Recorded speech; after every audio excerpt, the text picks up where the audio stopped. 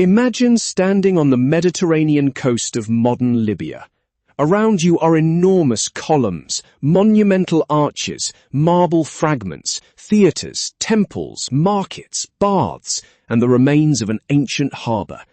But this is not Rome. It is not Athens.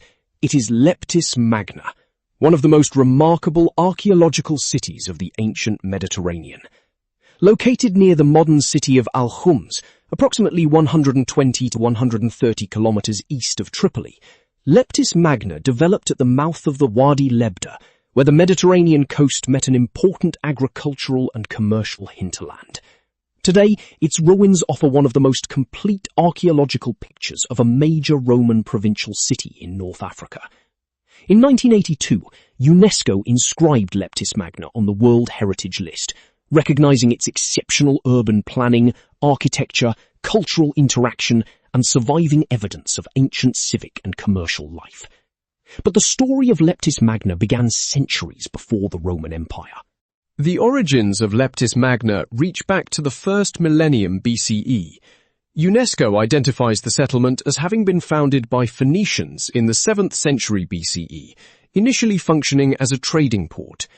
Its founders were connected with the Phoenician world of the Eastern Mediterranean, and the city retained elements of its Punic cultural identity for centuries. Its geographical position was crucial. The settlement stood beside the sea, but it was also connected to the interior of North Africa.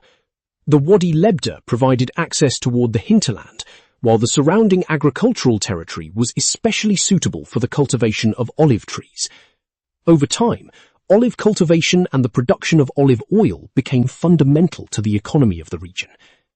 Archaeological research on Roman Tripolitania indicates that surplus olive oil production generated considerable wealth for local elites, and that this wealth was sometimes expressed through the financing of monumental public architecture. In other words, the monumental city we see today was not simply the product of imperial ambition. Its foundations were also economic. Agriculture, trade, maritime connections, and local wealth created the conditions for Leptis Magna to become one of North Africa's most important urban centres. Leptis Magna gradually became integrated into the Roman political and economic system. Epigraphic evidence shows that during the 1st century CE, the city was known officially as Civitas Lepsitana. Under the Emperor Trajan, the city acquired the status of a Roman colony, and the name Colonia Ulpia Traiana became part of its official titulature. This was an important transformation. Roman citizenship, institutions, architecture, and administrative structures increasingly shaped the urban environment. Yet Leptis Magna was never simply a copy of Rome.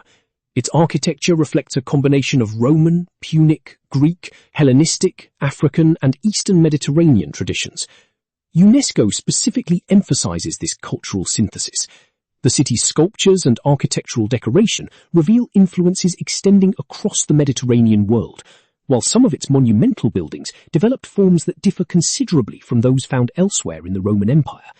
This is one of the reasons Leptis Magna is so important to historians. It demonstrates that Romanization was not simply the replacement of local cultures by Roman culture. Instead, Roman cities could become places where different cultural traditions interacted and produced new architectural and artistic. To understand Leptis Magna, we must understand its harbor. The ancient port stood at the mouth of the Wadi Lebda, but the same river that helped the city prosper also presented a serious environmental challenge. Flooding and sedimentation threatened the urban area and the harbor. Roman engineers responded by constructing hydraulic infrastructure, including a dam and artificial channels, designed to regulate the flow of the Wadi. UNESCO describes the harbor system as one of the outstanding examples of Roman engineering at Leptis Magna. The harbor contained an artificial basin, whose surviving outline covers approximately 102,000 square meters. Warehouses, quays, workshops, and commercial facilities connected the harbor with the wider city. This was more than a place where ships arrived. It was an economic machine. Goods could move between the Mediterranean and the interior, while agricultural products, including olive oil, could enter wider networks of trade. But the harbor also reveals an important lesson about ancient technology. Engineering could manage the natural environment, but it could not completely control it. Over the centuries, sediment carried by the Wadi Lebda accumulated within the harbor. Recent environmental research suggests that the city's decline was closely connected with the deterioration of its hydraulic infrastructure and the progressive infilling of the harbor. Then came the man who would transform the city forever. His name was Lucius Septimius Severus. He was born at Leptis Magna in the 2nd century CE and eventually rose through the Roman political and military system. In 193 CE, during a period of civil conflict known as the Year of the Five Emperors, Severus became Emperor of Rome. His rise fundamentally changed the fortunes of his hometown. The emperor invested heavily in Leptis Magna and initiated an enormous program of monumental construction. The city was transformed. New public buildings, streets, forums, arches, and monumental complexes appeared. The Severan period became the architectural climax of Leptis. One of the greatest achievements of this period was the Severan Forum. This monumental public space was surrounded by architectural elements designed to communicate power, wealth, and imperial prestige. Nearby stood the Severan Basilica, one of the most impressive buildings surviving from Roman North Africa. Its monumental interior was decorated with elaborate marble architectural sculpture. UNESCO notes that the basilica and the nearby Severan Arch demonstrate distinctive artistic qualities, including strong linear forms and crisp angular treatment of architectural and sculptural elements. The decoration also reveals something more profound. The marble and craftsmanship connect Leptis Magna with artistic traditions from outside Africa, including the Aegean and Eastern Mediterranean. The city was therefore not isolated at the edge of the Roman world. It was connected to the cultural networks of the entire Mediterranean. Perhaps the most recognizable monument of the Severan transformation is the Arch of Septimius Severus. It stood at a major point within the city's monumental landscape. Triumphal arches were not merely decorative structures.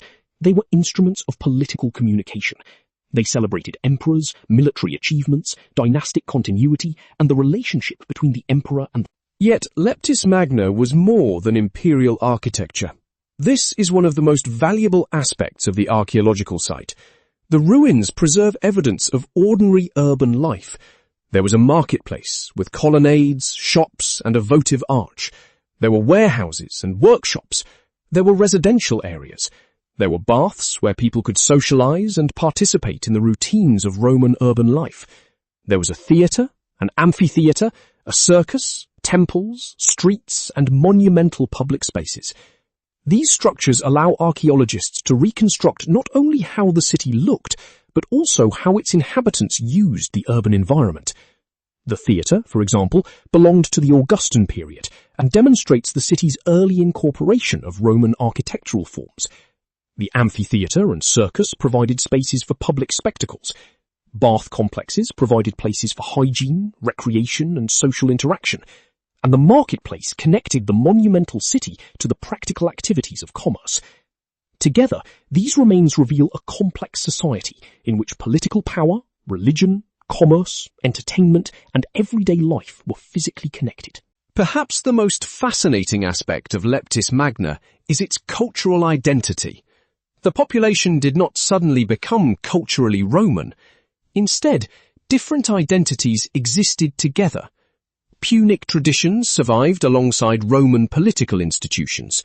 Greek artistic influences appeared alongside Roman architectural forms. African traditions interacted with ideas arriving from across the Mediterranean. The Severan monuments themselves demonstrate this complexity. UNESCO describes Leptis Magna as a unique artistic realization in urban planning and monumental display, particularly during the Severan period. Its architecture reflects the interaction of Punic, Roman, Greek, Hellenistic, African, and Eastern Mediterranean traditions. This makes Leptis Magna more than a collection of Roman ruins. It is evidence of cultural exchange. It shows us that the Roman Empire was not culturally uniform. It was a vast network in which local communities adopted, transformed, and reinterpreted imperial ideas. But no city remains powerful forever. By the later 3rd century, Leptis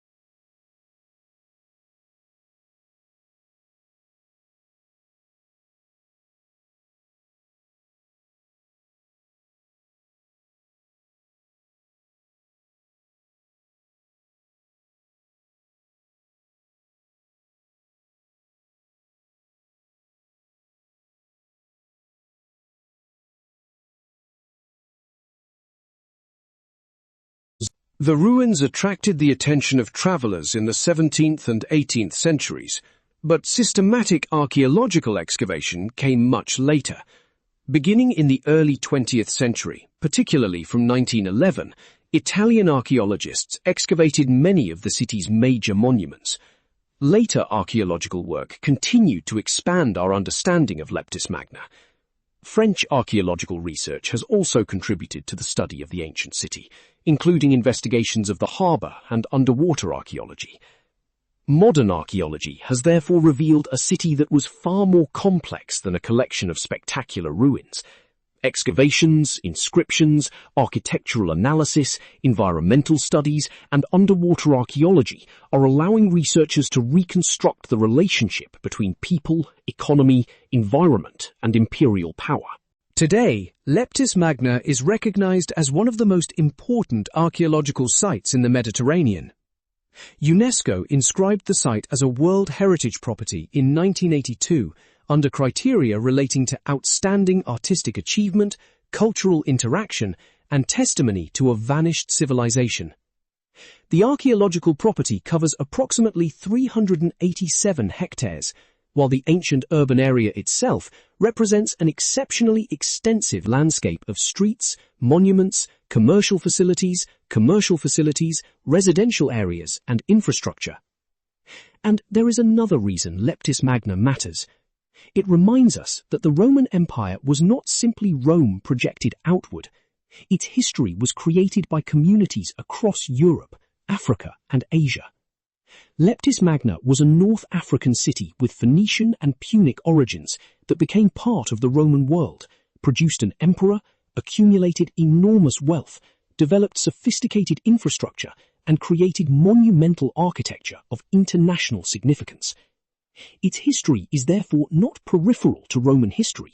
It is part of the central story of the ancient.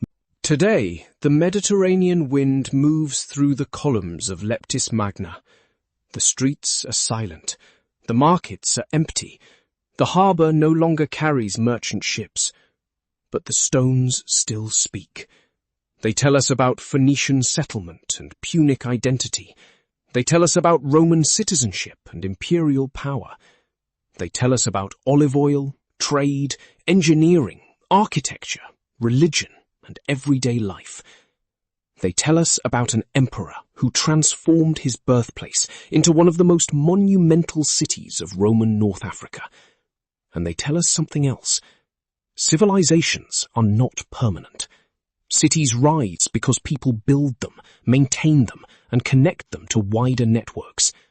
And cities decline when those systems begin to fail.